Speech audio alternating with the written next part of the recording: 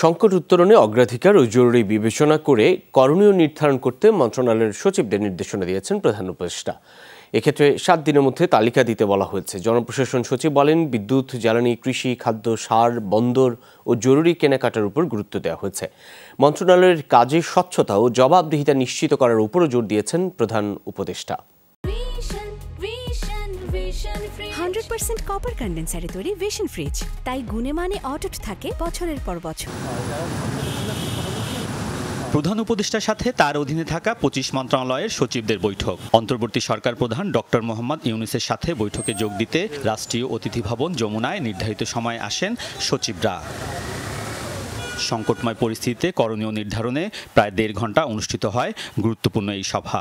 সেখানে জরুরি অগ্রাধিকারমূলক বিষয় নিয়ে আলোচনা হয়। বিশেষ করে বিদ্যুৎ, জ্বালানি, কৃষি, খাদ্য, সার, বন্দর ও জরুরি কেনাকাটা এসব বিষয়ে গুরুত্ব দেওয়া হয়েছে। জনপ্রশাসন সচিব জানান, এক্ষেত্রে আগামী 7 দিনের মধ্যে অগ্রাধিকারমূলক কাজের তালিকা দিতে বলা হয়েছে।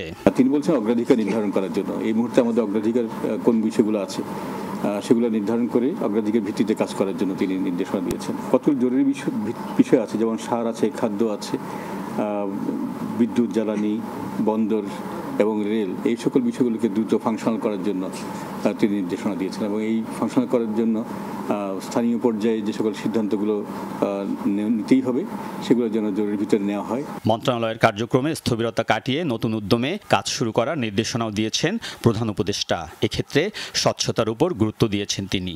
মন্ত্রণালয় বিভাগগুলোকে ফাংশনাল করা, দপ্তরগুলোকে ফাংশনাল করাটাই হচ্ছে এখনকার মূল কাজ। স্বচ্ছতা এবং এটা হচ্ছে সংবেদনশীলতার সাথে কাজ করা, এটাকে গুরুত্ব দেওয়ার জন্য তিনি নির্দেশনা দিয়েছেন, যাতে করে যারা যে মহৎ উদ্দেশ্য নিয়ে যে পরিবর্তন, সেই উদ্দেশ্য সাধন হয়।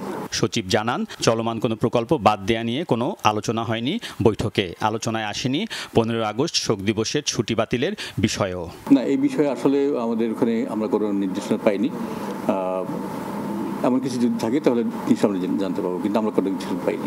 জনপ্রশাসন সচিব বলেন, বিগত সময়ে প্রশাসনে যেসব কর্মকর্তা বঞ্চিত বা পদোন্নতি পাননি তাদের বিষয়ে প্রধান উপদেষ্টাকে জানানো হয়েছে। পদোন্নতি যারা বঞ্চিত হয়েছেন তাদের বিষয়গুলোকে আমরা সহানুভূতির সাথে আমরা বিবেচনা করছি। আলমগীর স্বপন, যমুনা নিউজ, ঢাকা।